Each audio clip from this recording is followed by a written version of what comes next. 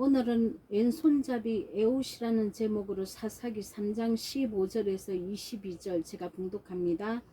15절 이스라엘 자손이 여호와께 부르짖음에 여호와께서 그들을 위하여 한 구원자를 세우셨으니 그는 곧 베냐민 사람 게라의 아들 왼손잡이 에웃이라.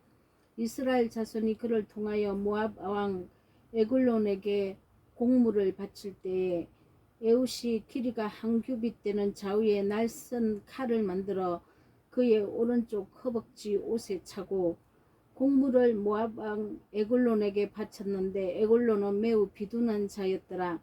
에웃이 공물 바치기를 마친 후에 공물을 메고 온 자들을 보내고 자기는 길갈 근처 돌 떠는 곳에서부터 돌아와서 이르되 왕이여 내가 은밀한 일을 왕에게 아리려 하나이다 하니 왕이 명령하여 조용히 하라 하매 모셔 선 자들이 다 물려간지라. 에웃이 그에게로 들어가니 왕은 서늘한 다락방에 홀라 앉아 있는 중이라. 에웃이 이르되 내가 하나님의 명령을 받들어 왕에게 아랠 일이 있나이다 하매 왕이 그의 좌석에서 일어나니 에웃이 왼손을 뻗쳐 그의 오른쪽 허벅지 위에서 칼을 빼어 왕의 몸을 찌르매 칼자루도 나를 따라 들어가서 그 끝이 등 뒤까지 나갔고 그가 칼을 그의 몸에서 빼내지 아니하였으므로 기름이 칼날에 엉겼더라. 아멘.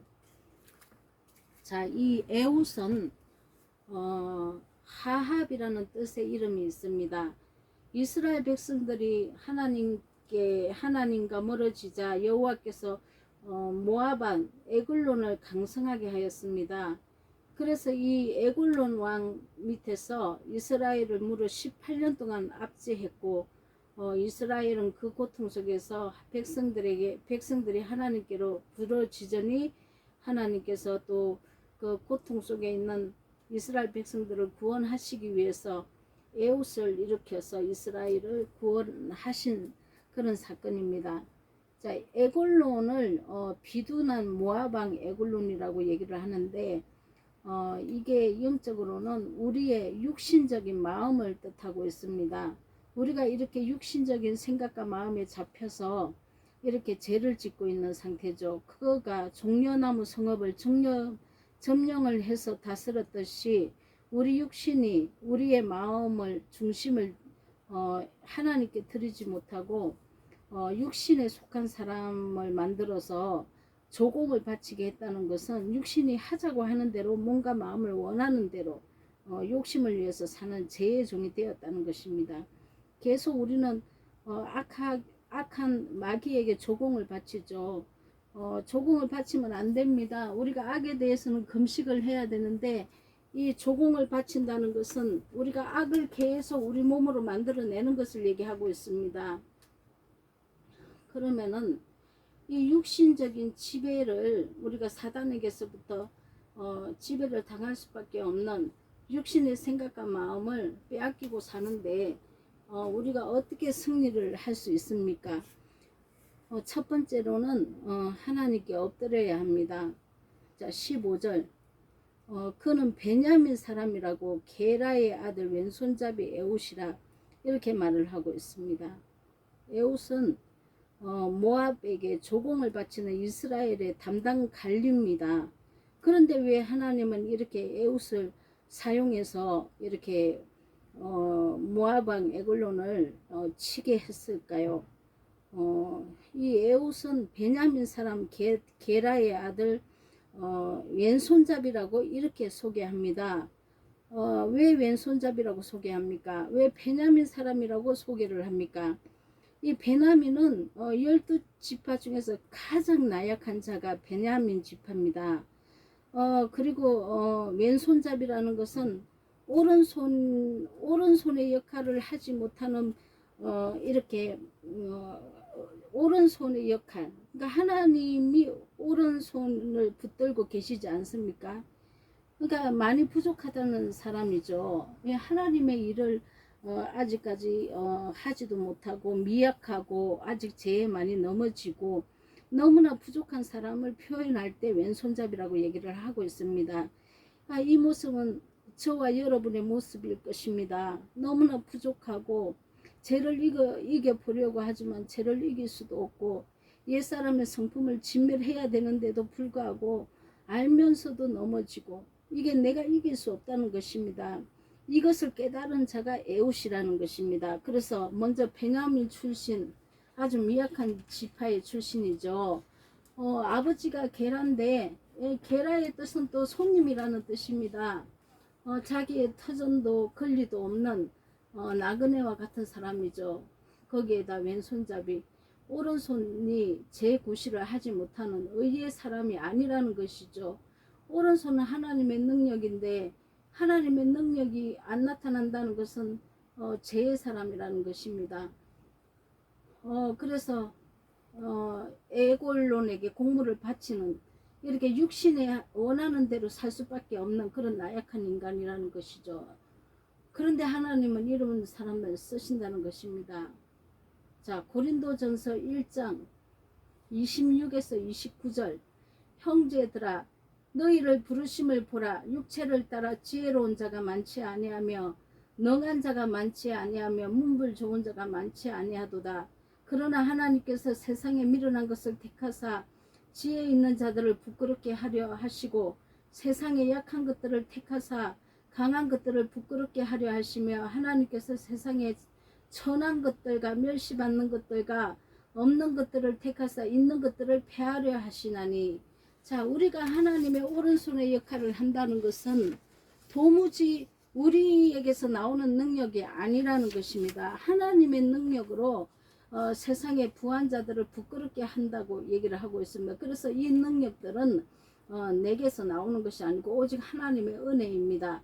우선은 하나님의 능력과 그 은혜와 그 능력을 받는 사람들은 내가 얼마나 나약하고 얼마나 부족한 줄 알아야 하나님께서 쓰시는 것입니다.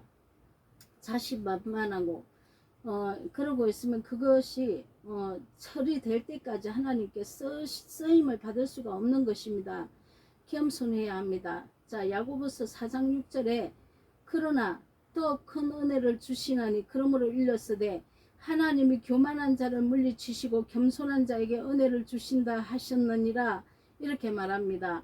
못나고 부족한 자가 날마다 하나님의 도움을 구하고 하나님의 도움이 없이는 살 수 없고 일용할 양식을 날마다 구해서 이 말씀을 따라 엎드리는 그런 사람이 되는 것입니다. 내가 부족함이 없어.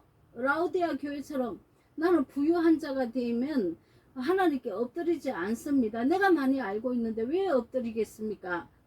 그런데 이 왼손잡이 에웃은 너무나 부족하고 너무나 재성이 많아서 내가 하나님 앞에 엎드릴 수밖에 없고 내가 이 재성에서 끊어지게 해달라고 하나님한테 구하는 것밖에 없습니다. 그래서 쓰임을 받는 것입니다. 하나님은 의인을 부르러 오신 게 아니고 죄인을 불러서 하나님의 그 강한 능력으로 쓰시는 것입니다. 욕심에서 죄에서 승리할 수 없는 나를 하나님 앞에 엎드려서 주님 용서해 주세요. 내가 이 욕심과 죄와 교만에서 벗어나기를 원합니다. 자, 이렇게 엎드려야 하는 것입니다. 그러면 하나님께서 내 죄를 사하시고 하나님께서 진리의 성령의 말씀을 주신다는 것이죠. 그러므로 그다음 말씀을 우리가 깨닫고 율법을 알고 또 복음으로 살아야 합니다. 이 율법은 내 죄를 깨닫게 합니다. 그래서 선이 뭔지 악이 뭔지 깨닫고 선을 선택해서 이 복음의 말씀이 생명나무의 열매를 맺지 않습니까?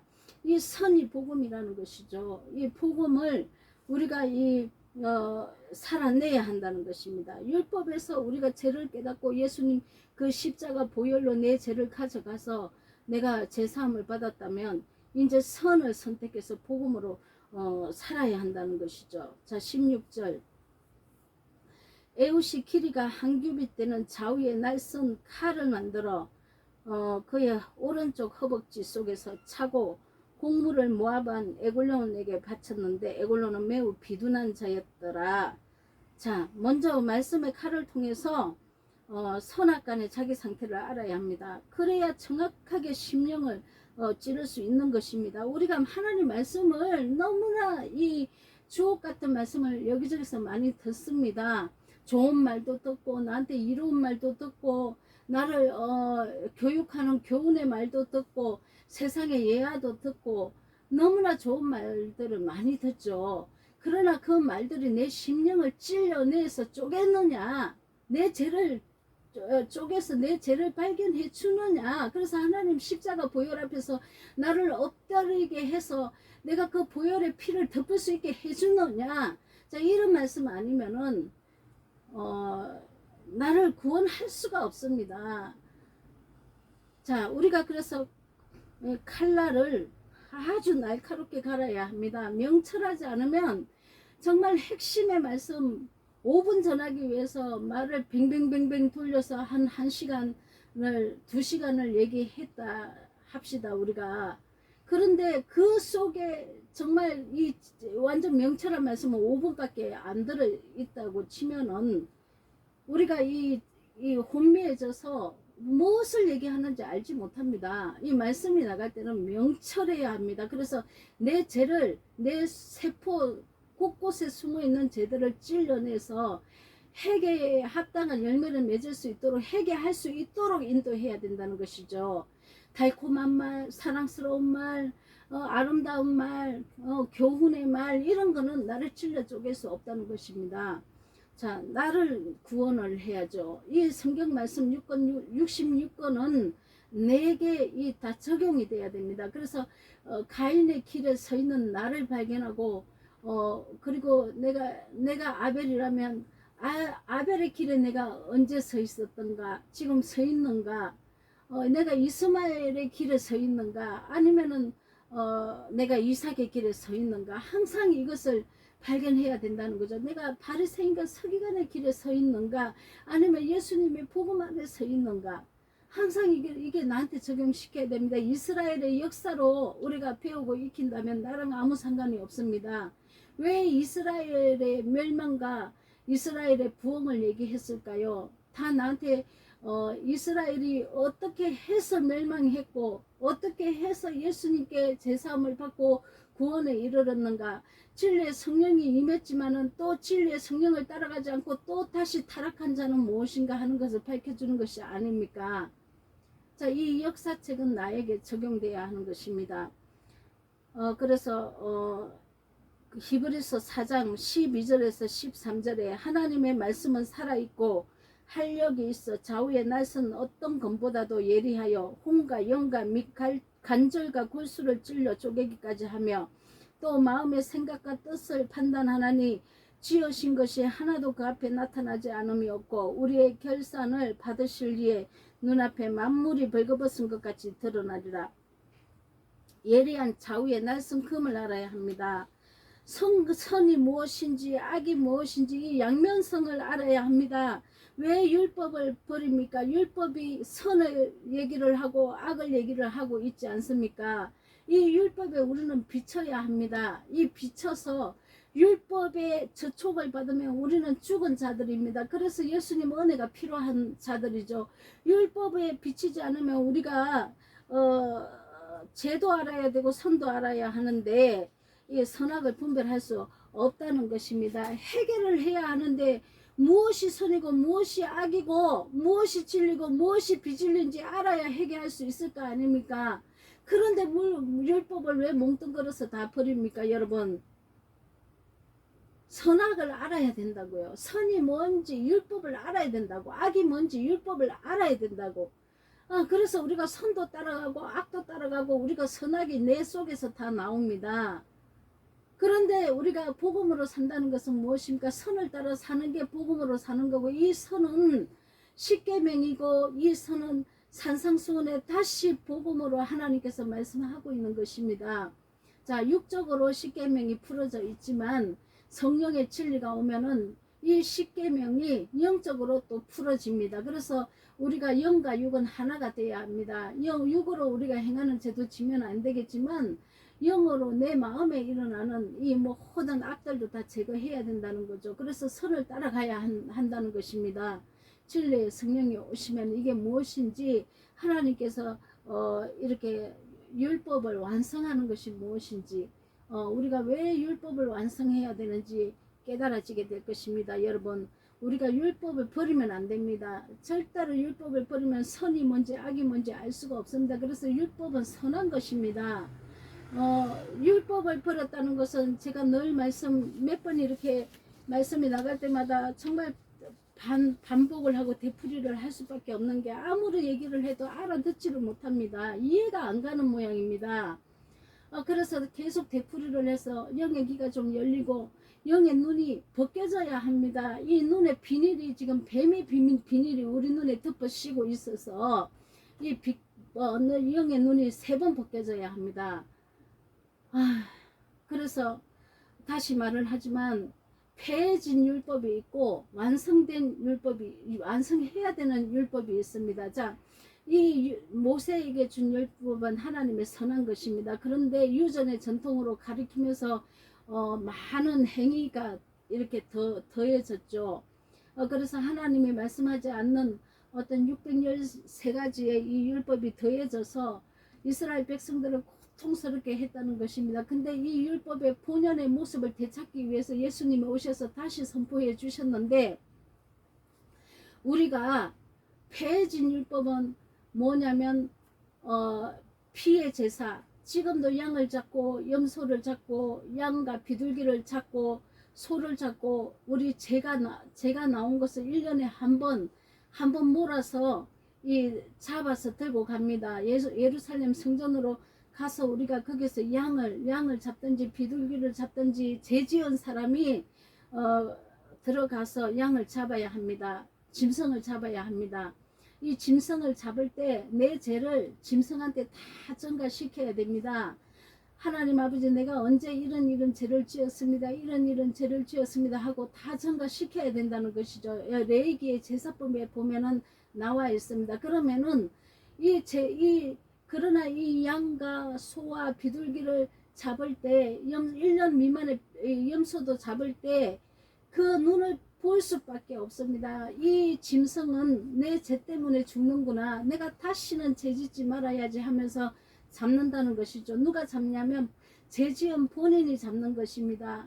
그래서 그 짐승을 잡으면서 그 피가 튀고 얼마나 그 고통스러워하는 그 짐승을 보면서 내가 다시는 이 짐승들에게 이 죄를 전가시키는 이 죄는 짓지 말아야 되겠다 하고 생각을 하고, 본인이 각을 뜨고 피를 내고 이렇게 껍데기를 벗기고 내장을 드러내고 이렇게 한다는 것입니다. 근데 이거를 우리는 지금 이 제사법을 하지 않습니다. 율법이 폐해진 것입니다. 왜냐하면 이 사건은 이미 예수님이 2000년 전에 완성을 시키셨기 때문에 우리가 이렇게 율법이 이것을 계속 반복하는 것이 아니고 폐해졌다고 얘기를 하는 것입니다. 예수님께서 완성하신 사건입니다. 근데 이게 폐해졌지만 사실 폐해진 게 아니고, 예수님을 찾고 우리는 그 믿음으로 예수님을 찾고 그 예수님 십자가 앞에서 죄를 토설해서 예수님께 전가시켜야 되는 것은 아직 남아 있습니다. 그러니까 짐승 잡는 이 율법이 폐해진 거죠.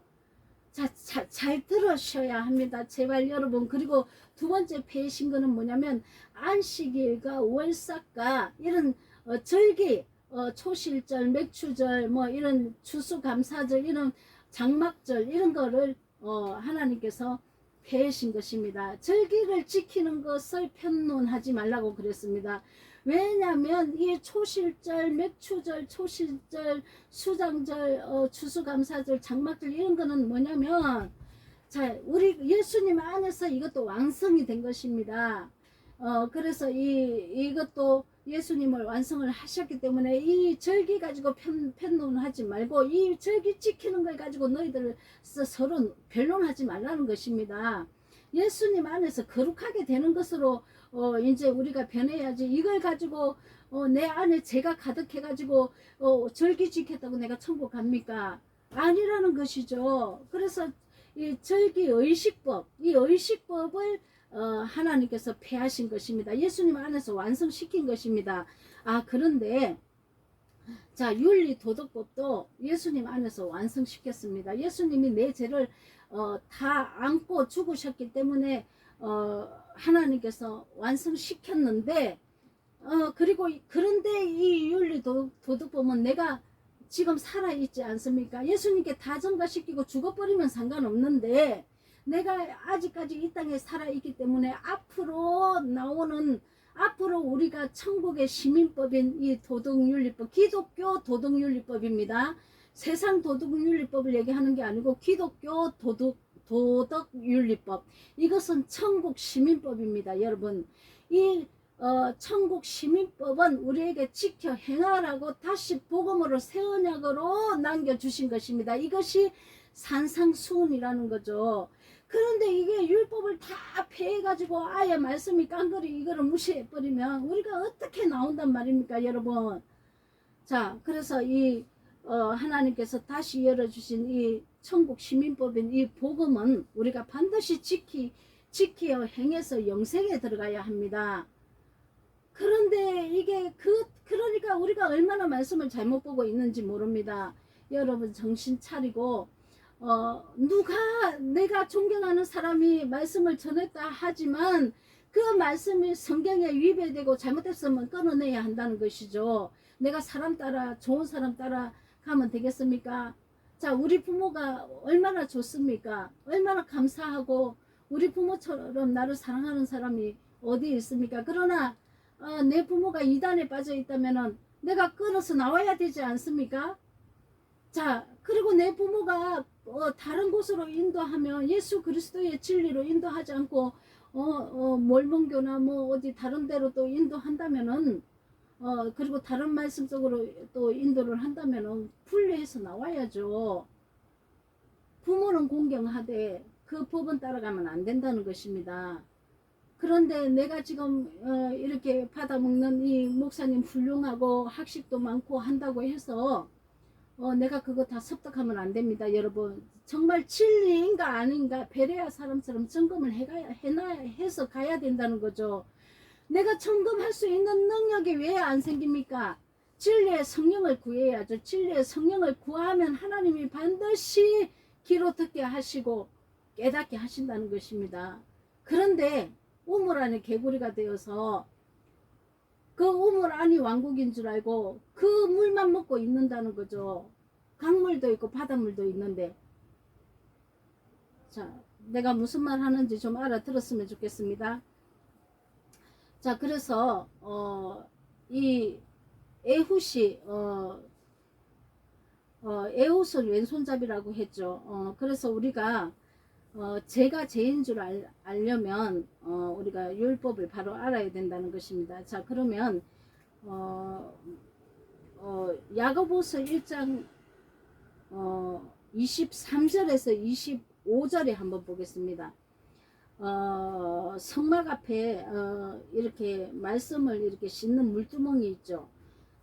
그것을 우리가 거울로, 여인들의 거울로 만든 이유는 자기를 비춰봐야 했기 때문에 그 물두멍으로 씻으라는 것입니다. 말씀을 이렇게 비춰서 우리가 씻어야 합니다. 우리 죄를 보고 씻어내야 한다는 것이죠.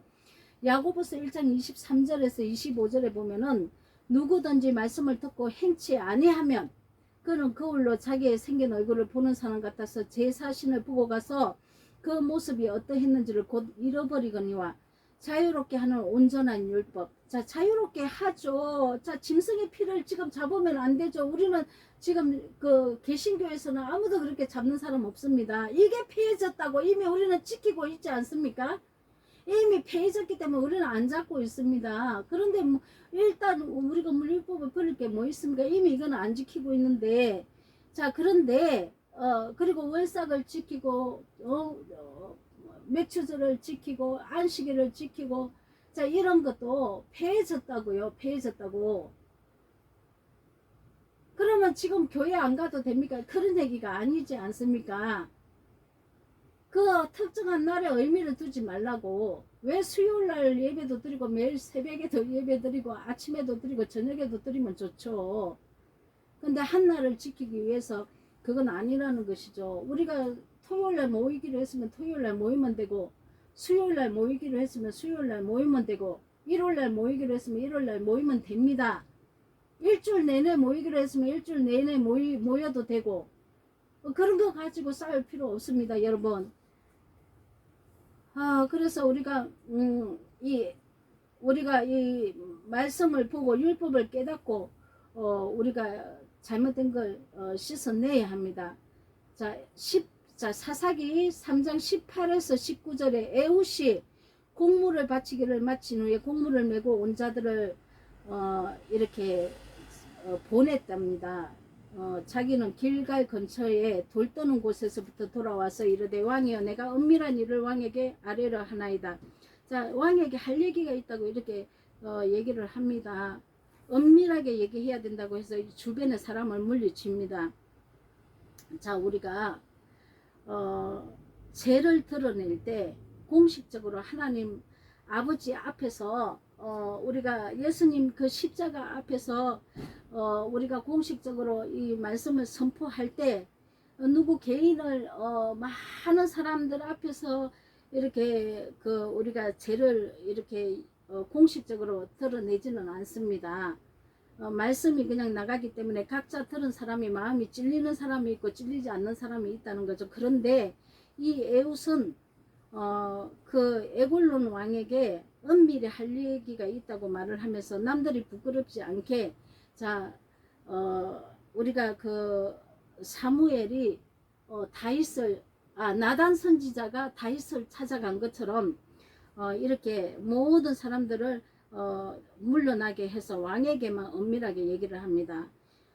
그래서 왕이 주변 사람들을 다 물리치죠. 그래서 에훗하고 둘만 있게 됩니다. 자, 에훗이 길갈 근처 돌 떠는 곳에서부터 돌아왔는데 이렇게 얘기한 것은 돌 떠는 곳은 성경에서는 돌이라는 것을 예수 그리스도를 가리킵니다. 그분의 진리의 말씀을 가지고 돌아왔다는 거죠. 고린도전서 10장 4절에 보면은 신령한 반석으로부터 마셨으며 그 반석은 곧 그리스도시니라. 자, 누가복음 20장 17에서 18에도 기록된 바 건축자들의 버린 돌이 모퉁이의 머릿돌이 되었느니라. 우리는 이 신령한 건축을 지어야 합니다. 내 심령 안에 예수 그리스도의 그 버린 돌로 우리가 모퉁이의 머릿돌이 되어서 새 예루살렘 성전을 지어야 한다는 거죠. 우리 심령 안에 짓는 것입니다. 그래서 모퉁이의 머릿돌이 되었느니라 함이 어찌미냐 무릇 이 돌 위에 떨어지는 자는 깨지겠고 이 돌이 사람 위에 떨어지면 그를 가루로 만들어 흩으리라. 자, 이게 무엇입니까? 돌 위에 돌 위에 떨어지는 자는 깨지겠고, 자, 예수 그리스도의 십자가의 말씀을 듣고 그분의 성령의 진리를 깨달은 자는 내가 엎드려서 내 자신이 자아가 부인된다는 것입니다. 그런데 이 돌이 사람 위에 떨어진다면, 내가 이 예수님 말씀의 진리를 받지 않고 진리의 성령을 받지 않고 교만해서 내가 거짓 것을 가리키고 돌이키지 않는다면, 그 돌이 사람 위에 떨어지면 그 돌 예수 그리스도의 심판대, 그리스도의 심판대에 떨어지면 그를 가루로 만들어 흩으리라. 자, 얼마나 비참하겠습니까, 여러분. 자, 돌은 예수님입니다. 돌 떠는 곳은 성령의 진리입니다. 자, 요한복음 5장 39절에 너희가 성경에서 영생을 얻는 줄 생각하고 성경을 연구하거니와 이 성경이 곧 내게 대하여 적언하는 것이라.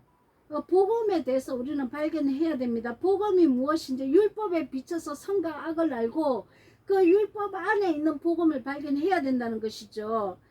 이 채석장은 길갈 근처에 있습니다. 그래서 이 길갈은 이스라엘의 할례받은 회개의 장소입니다. 제가 굴러간 곳이죠. 가나안 땅을 정복하던 이스라엘 군대가 요지부동한 본부로 예수 그리스도의 십자가 구속의 그 예표가 되는 곳입니다. 그러므로 길갈의 돌은 예수 그리스도의 십자가 복음을 들고 왼손잡이 에후가 왔다는 것입니다. 그래서 우리 마음에 그 진리의 말씀으로 우리가 무장을 해서 내가 먼저 온전히 순복하고 내가 그래 에후와 같이 이렇게 이제 그 육신으로 사는 에골론 왕 같은 이런 자를 우리가 이제 복음을 전해서 살려내야 한다는 것이죠. 자, 21절 22절에 보면은 에훗이 왼손을 뻗쳐 그의 오른쪽 허벅지 위에서 칼을 빼내 왕의 몸을 찌르매 칼자루도 나를 따라 들어가서 그 끝이 등 뒤까지 나갔고 그가 칼을 그의 몸에서 빼내지 아니하였으므로 기름이 칼날에 엉겼더라. 자, 에골론 왕에게 에훗이 할 말이 있다고 이렇게 다가가서 주변의 사람들을 다 물리치고 오른쪽 허벅지에서 칼을 뽑아서 왕을 깊이 찔렸습니다. 자, 원래는 왼손잡이죠. 왼손잡인데 예수의 진리의 복음인 그 십자가 복음을 받고 진리의 성령을 임한 자는 이제 오른쪽에 이 사역을 할 수 있는 것입니다. 그래서 오른쪽에 있는 칼을 오른 허벅지에 이렇게 메어가서 이 칼은 말씀의 칼이죠. 이 칼을 왕의 이 심령을 깊이 찔렸던 것입니다. 우리가 이 심령을 깊이 찔려야 합니다. 그래서 내가 사는 것입니다. 내가 죄의 왕노릇하고 육신에 속한 자가 되어서 조공을 바치고 계속 죄를 바쳤다는 것, 죄를 내가 냈다는 것이죠. 이렇게 되면 우리가 정말 영생에 들어가지도 못하고 지옥불에 떨어져서 영원한 세상에서 그렇게 살 수밖에 없습니다. 그런데 이 복음을 만난 자, 복음을 가진 자를 만난 것이 얼마나 행운입니까? 얼마나 감사합니까? 이 육신으로 사는 이 자는 복음을 가진 자를 만난 것입니다. 에훗을 만난 것입니다. 그래서 우리가 얼마나 세게 찔렸던지 칼자루가 몸 안까지 들어가서 기름이 흘러나와서 엉긴 정도로 그래서 칼을 빼지 못하고 몸속에 두었습니다. 이게 무엇입니까? 이 칼을 빼지 않았다는 것은 이 진리의 말씀을 내 몸속 깊숙이 찔러 넣었다는 것입니다. 여러분, 영의 눈이 열리십시오. 하나님의 말씀을 받되 이 에골론의 왕같이 깊이 그 감동을 깊이 받아들여야 합니다. 몸에서 기름이 흘러나오듯 육신에 속한 마음이 제거될 만큼 그리고 칼을 빼지 않았듯이 하나님의 말씀이 우리 마음에 잘 박혀 있어야 한다는 것입니다. 자, 전도서 12장 11절에 지혜자들의 말씀은 찌르는 채찍들 같고, 자, 우리가 뭐라고 막 이렇게 죄를 이렇게 건드리면 얼마나 듣기 싫어합니까? 그런데 이게 죄를 건드려 주고 죄를 빼내는 것이 지혜자들의 말씀이라는 것이죠. 회중들의 스승의 말씀들은 잘 박힌 목 같으니 다 한 목자가 주신 바이니라. 자, 이렇게 말씀들이 내 심령에 박혀 있어야 한다는 것입니다. 자, 데살로니가 전서 1장 5절에도 이는 우리 복음이 너희에게 말로만 이런 것이 아니라 또한 능력과 성령과 큰 확신으로 된 것임이라. 자, 10편 119편 9절에 청년이 무엇으로 그의 행실을 깨끗게 하리까? 주의 말씀만 지킬 따름입니다. 자, 사도행전 20장 32절에 내가 여러분을 주와 및 그 은혜의 말씀에 부탁하노니 그 말씀이 여러분을 능히 든든히 세우사 거룩하게 하심을 입은 모든 자에게 기업이 있게 하시니라. 하나님은 우리에게 원하는 것, 거룩함을 원하는 것입니다. 거룩과 사랑이 나오기를 원하시는 것입니다. 거룩과 사랑은 하나님의 형상과 모양입니다. 자, 말씀 잠언서 4장 6절에서 9절 지혜를 버리지 말라. 그가 너를 보호하리라. 그를 사랑하라. 그가 너를 지키리라. 지혜가 제일이니 지혜를 얻으라. 내가 얻은 모든 것을 가지고 명철을 얻을지니라. 그를 높이라. 그리하면 그가 너를 높이리라. 만일 그를 품으면 그가 너를 영화롭게 하리라. 그가 아름다운 간을 내 머리에 두겠고 영화로운 면류관을 내게 주리라 하셨느니라. 아멘. 자, 우리는 하나님의 면류관을 받기를 원하고 하나님께서 나를 사랑하시기를 원합니다. 그래서 하나님은 사랑이시다 이렇게 얘기를 하면서 좋은 말만 대입을 시켜서 나한테 들려줍니다. 그런데 그 좋은 말을 내가 10만 번을 들었다 한들 나한테 이루어집니까? 반드시 죄를 이겨내야 하는 것입니다. 사랑하는 여러분, 하나님을 멀리할 때 그 진리를 알지 못할 때는 죄의 열매밖에 맺을 수 없습니다. 우리가 육신대로 살면 필경 죽을 것이라고 성경은 말씀하고 있습니다. 자, 모아방인 에글론 같은 저와 여러분 육신의 종로로 타면서 살았다면은 하나님을 가까이 하시고 이제 진리의 말씀 앞에 서시기 바랍니다. 그래서 그 앞에 순종하는 저와 여러분이 다 되시기를 우리 주 예수 그리스도 이름으로